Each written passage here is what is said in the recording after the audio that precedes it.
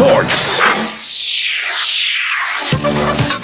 Talo si Manny Pacquiao dahil draw ang laban at hindi niya naagaw ang WBC welterweight belt mula kay Mario Barrios. Pero masaya si Jinky Pacquiao at ang pambansang kamao dahil tiyak na ang 17 to 18 million US dollars na matatanggap ni Pacman.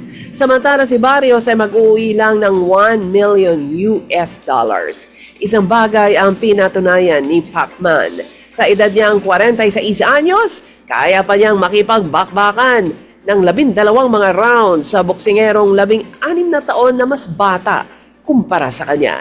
Dismayado naman si Manny. Happy naman si Jinky dahil sila'y kumita ng 1 billion pesos.